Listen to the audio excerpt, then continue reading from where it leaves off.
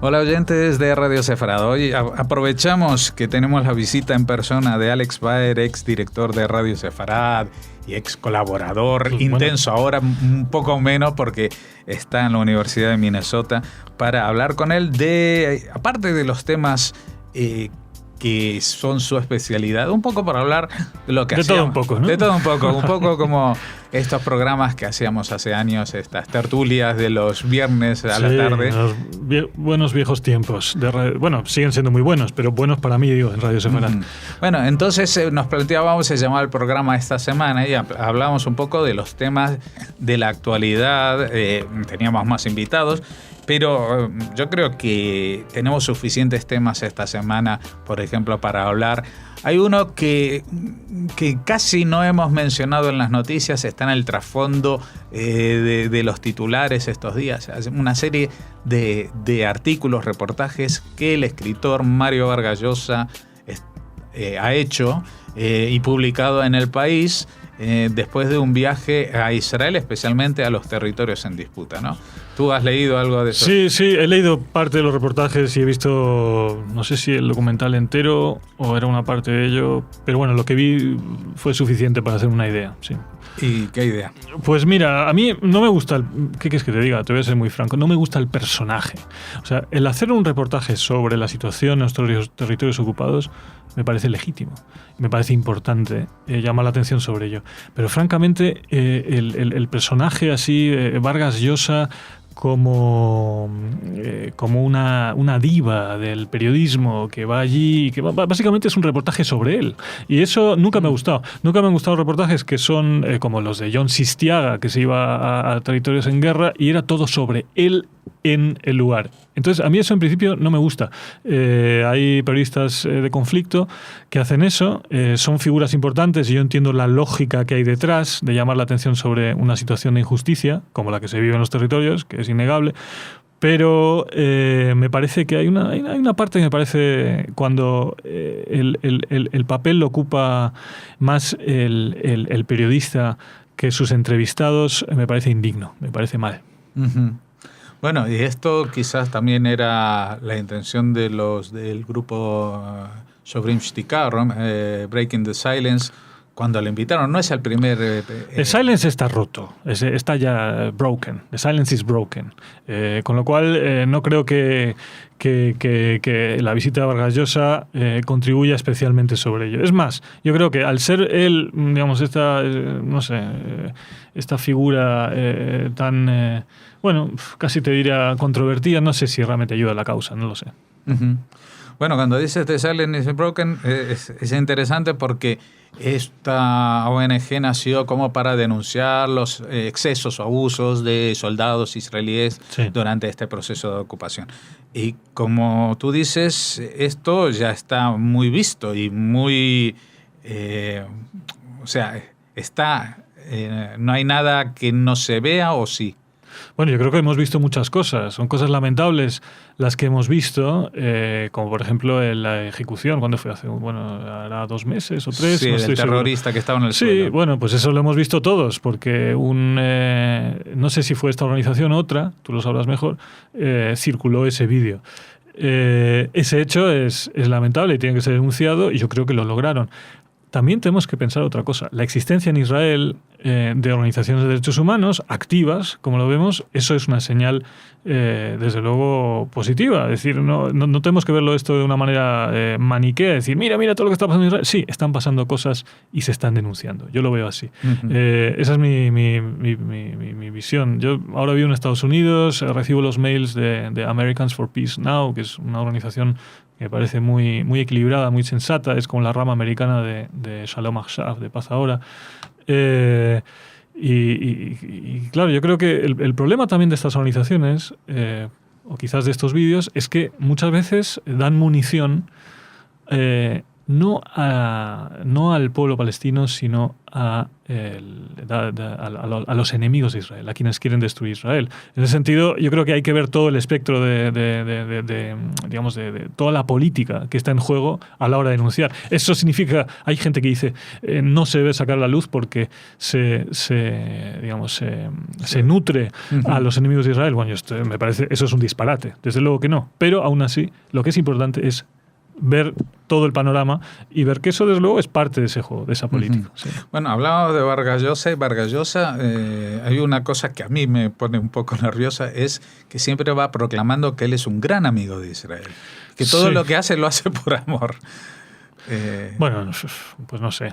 Habría que mirar dentro de su cabeza y saber qué es eso del amor a Israel. No lo sé. Y reivindica un Israel primitivo, mucho más de izquierdas, cuando él ya tampoco es nada de izquierdas. Sí, eso es una, desde luego, ¿no? Es una contradicción. ¿No? Estábamos hablando antes, ¿no? Él se presentó a las elecciones peruanas como el candidato liberal o neoliberal y tiene nostalgia por un Israel de izquierdas que es todo lo contrario a lo que él proponía para su país e incluso para España, ¿no? Porque él escribe también sobre política. Bueno, él escribe sobre todo, ¿no? Es una especie de todólogo. Escribe bien, pero yo creo que él escribe muy bien novelas. De vez en cuando le sale algún buen artículo periodístico, pero bueno, en fin, me quedo ahí. Hasta ahí llegamos. Bueno. Más cosas de la actualidad. Es innegable que, o parece, que el mundo está en guerra contra el terrorismo, o el terrorismo está en guerra contra el mundo. Pero hay países que parece que lo reconocen o que lo ven más. Tú que vives en Estados Unidos, ¿cómo se vive esto? Porque, por ejemplo, hay veces, por ejemplo, cuando fue ¿cómo se llama? San Bernardino. Sí, o en Orlando. Sí. Bueno, Orlando, que siempre van a la búsqueda, por lo menos los medios americanos, van a la búsqueda de cuál era el público específico. Nunca lo interpretan como una amenaza para toda América, sino, por ejemplo, lo de Orlando era un ataque contra los gays, sí. O lo de San Bernardino, no sé cómo se vendió, pero también hasta que pronuncia la palabra terrorismo, y aparte como que... Bueno, la palabra más que no solamente terrorismo, sino terrorismo yihadista o islamista. Sí, hay un resquemor en no utilizar esa palabra, pero no solamente en América. Por ejemplo, en Francia también, cuando matan, pero no vienen del exterior a matar, lo llaman terrorismo local. Eso también se utilizó en la última matanza en Estados Unidos. Hablan de terrorismo doméstico, como si fuera que eso no pasa nada. Si son yihadistas por internet, no pasa nada, ¿no? ¿Cómo lo ves? Bueno, mira, yo creo que he cambiado un poquito mi visión del tema, especialmente viviendo en Estados Unidos, especialmente también teniendo contacto con alumnos y colegas en la universidad musulmanes.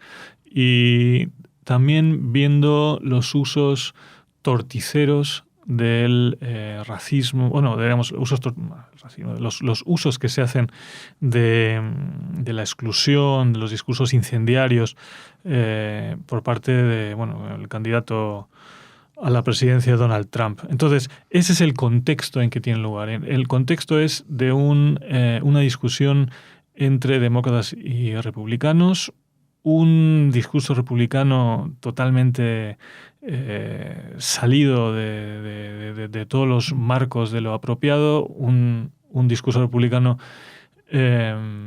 ofensivo. Y entonces yo lo que veo es que, y una vez escuché a Hillary Clinton reaccionando ante la pregunta de por qué no se utilizaba la palabra Islam en contexto del terrorismo, y su respuesta me pareció bastante razonable. Dijo dos cosas. Se refirió a la población musulmana interna en Estados Unidos y se refirió a los aliados musulmanes de Estados Unidos en la guerra contra el terrorismo. Y dijo, si el uso de esa palabra va a hacer que nuestras alianzas necesarias en la lucha contra el terrorismo en Oriente Medio van a estar, digamos, las van a poner en peligro, nosotros debemos ser cuidadosos. Me parece muy razonable.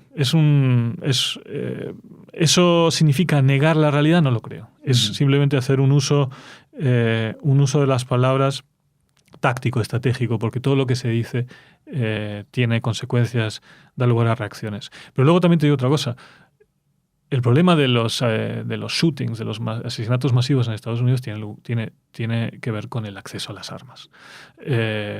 Es cierto que los motivos son distintos, pero no podemos explicar ni San Bernardino ni Orlando, que son por parte de personas que se criaron en Estados Unidos, que sí, que son de ideología islamista o independientemente de que lo sean o no, son de alguna manera han sido influenciados por el contexto general del ISIS o las páginas web o lo que tú quieras.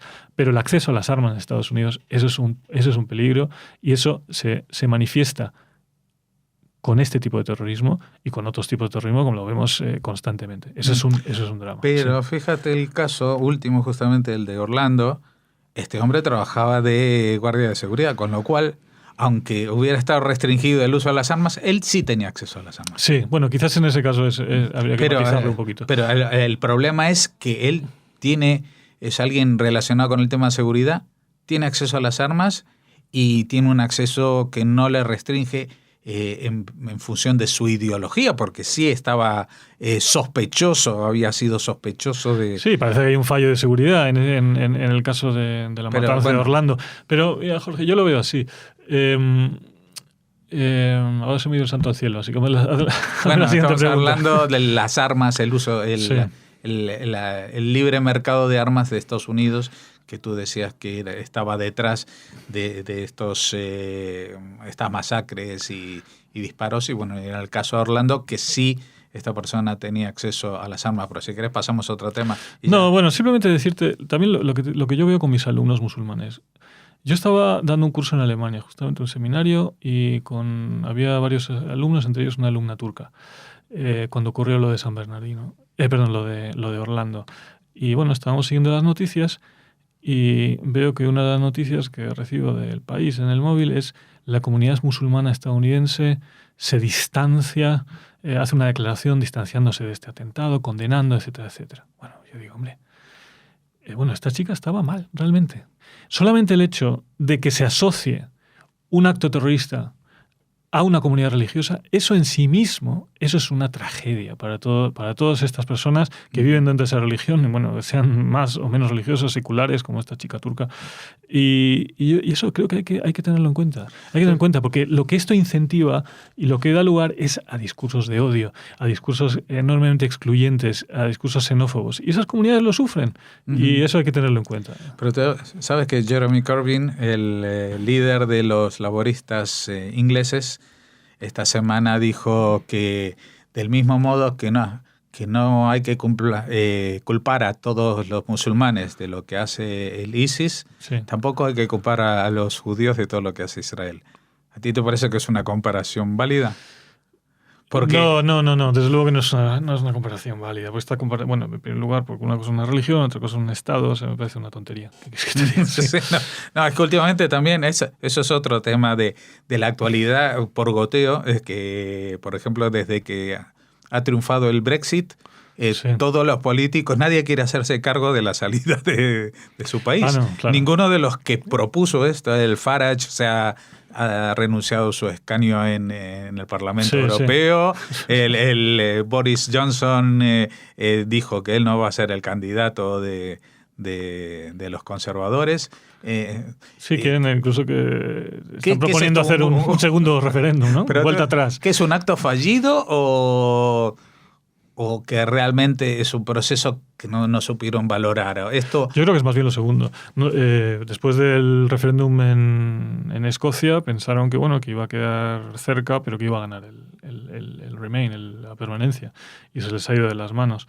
Es cierto que la campaña del sí, del permanecer, pues fue más floja, y es muy difícil hoy en día vender Europa. Es decir, de nuevo, estamos ante estas narrativas simplistas en que tú les dices a los ingleses que queremos ser grandes otra vez, recuperar nuestra grandeza, ser independientes, que no nos mandes de fuera. Eso es demagogia, desde luego, pero funciona. Mientras que, que convencer a la población de las virtudes, los beneficios de permanecer en Europa, es difícil. Es difícil en una Europa actual desmembrada, bueno, todavía no desmembrada, pero con unos problemas enormes, con problemas económicos. Y hay otra cuestión, la inmigración. La inmigración ha funcionado como el activador de la salida.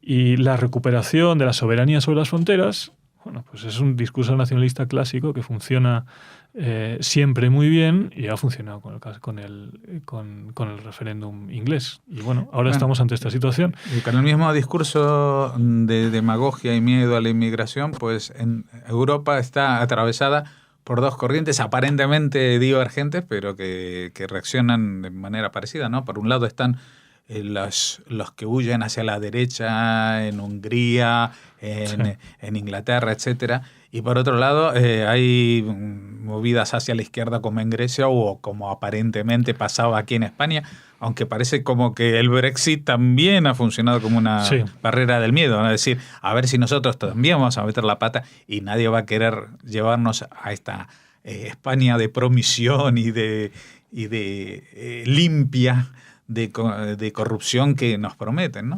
Sí, bueno, estoy totalmente convencido también de que el Brexit ha funcionado y ha rebajado mucho los... O sea, que la intención que había de voto, bueno, el llamado fracaso de Podemos, a confluencia de Podemos y Izquierda Unida, es una consecuencia también, entre otros factores, del Brexit. España es europeísta, eso es así. Desde luego, Podemos no tiene nada que ver con el tipo de discurso de Podemos, no es el discurso de la salida de la gente de, ¿cómo se llama? Nigel, Farage, de UNIF. Farage o de... Bueno, de los ingleses que ganaron el referéndum. Es distinto, pero si piensas en el panorama político español, el partido euroescéptico español es Podemos, claro, que con otras características, por suerte, y eso siempre lo destaco. A mí, francamente, la irrupción de nuevos partidos me parece positiva. Los planteamientos de Podemos no me parecían que no tenían ni pies ni cabeza. Llegó un momento en que no sabíamos muy bien... ¿Cuáles? Porque ellos son marxistas de Groucho Marx, de esta frase de estos son mis principios. Estos son mis principios, si no les gustan los cambios, porque han ido cambiando. Lo han ido cambiando, con lo cual yo realmente ya no sé cuáles. Leí, por ejemplo, una declaración del PC, que es el Partido Central de Izquierda Unida, que proponían, y hablando del Brexit, proponían una especie de alianza, una ALBA de los países europeos del sur. Hombre, pues oye, ¿qué quieres que te diga? Si la gente lee eso y dice, pues mira, no me convence, no me convence. Pero es gracioso que justamente ahora Izquierda Unida retome o recoja la bandera del chavismo revolucionario que Podemos ha dejado porque la estigmatizaba de alguna manera. Totalmente. ¿No? Si en algo han sido exitosos en Podemos es en redefinir la izquierda quitándole el lastre de las simbologías totalmente caducas, que no han funcionado para Izquierda Unida durante décadas. O sea que Izquierda Unida se ha quedado en algo anecdótico.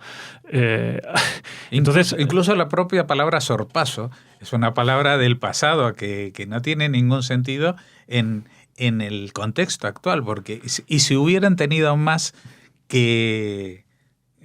votos, por ejemplo, que el PSOE, hubiera sido a costa del PSOE, no hubieran crecido el bloque de la izquierda, hubieran sido ellos el segundo partido de España, por ejemplo, pero hubieran sido el segundo partido en la oposición. Nunca hubieran podido entre los dos armar un partido de izquierda. Pero convirtieron en el sorpaso en un fin en sí mismo. Y ciertamente, y ahí el análisis que hizo Pablo Iglesias no me parece tan desacertado. Es cierto que mucha gente ve con simpatía a Podemos, pero como partido de la oposición. Ahora, sorpaso, ellos ya son palabras mayores. La posibilidad de un gobierno y de un partido eurocéptico que no se sabe muy bien qué es lo que va a hacer una vez que está en el poder, pues yo creo que eso le ha restado muchos votos y el Brexit pues como que le dio el toque de gracia las posibilidades del sorpaso, ¿no? Oye, yo cuando, como tú, nací en Argentina y cuando salí de Argentina, el primer chasco que descubrí es que los periódicos no hablaban de Argentina, los del mundo entero, ¿no? y me imagino que el tema España no está en las titulares de la prensa americana. Pero, por ejemplo, el tema de la corrupción, que aquí lo vivimos, es prácticamente diario, que hay operativos y sale. Y esto es un pozo sin fondo. O sea, cuanto más cavas, más hondo ves que está esto y toda la porquería que queda por salir, ¿no?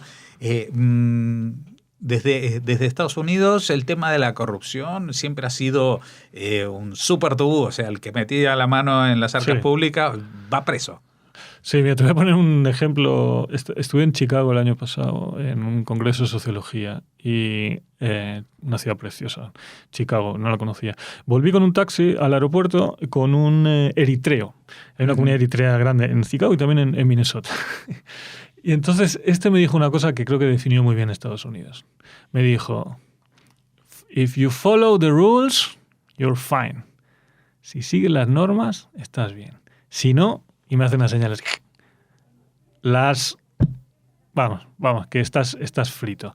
En otras palabras, las normas son sagradas en Estados Unidos. Si tú ves, por ejemplo, la cuestión de la evasión de impuestos, eso es un crimen castigado con penas enormes. Bueno, conoces el caso de Mark Rich, que no podía ir a Estados Unidos durante... nunca pudo volver. No pudo volver. Bueno, pues eso es un caso que hasta que Clinton le dio la amnistía, me parece. Pero no sé si era pre o post-mortem. No, eso fue...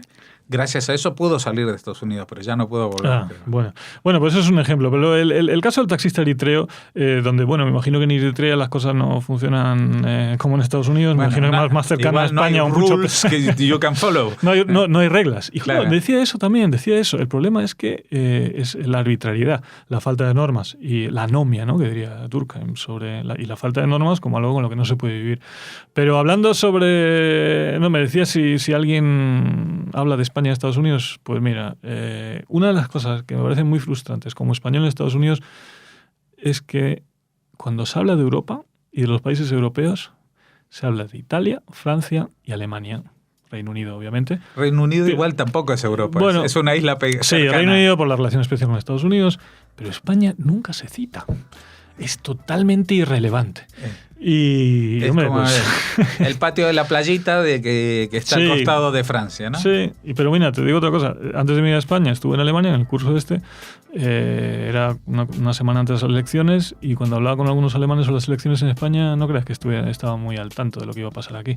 No estaban muy preocupados ni por el sorpaso, ni por por Rajoy, ni nada. Aquí lo único que les preocupó con el Brexit es a todos los residentes británicos en las Costas del Sol, que se iban a quedar sin los servicios sanitarios y de salud. Social, bueno, no sé si... Seguramente hay muchísimos más temas que se podrían tratar, pero tampoco te vamos a secuestrar aquí. Yo vuelvo cuando quieras. Alex Baer, muchas gracias por haber estado aquí casi charlando como en un café, solo que sin café. Y bueno, ahora me lo invitarás al café, ¿no? Ahora a la salida de esta entrevista te invito al café.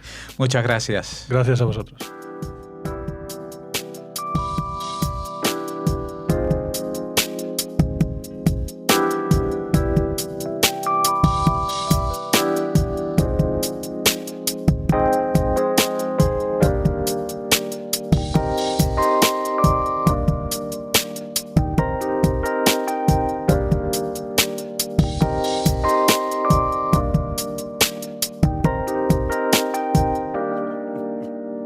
Thank you.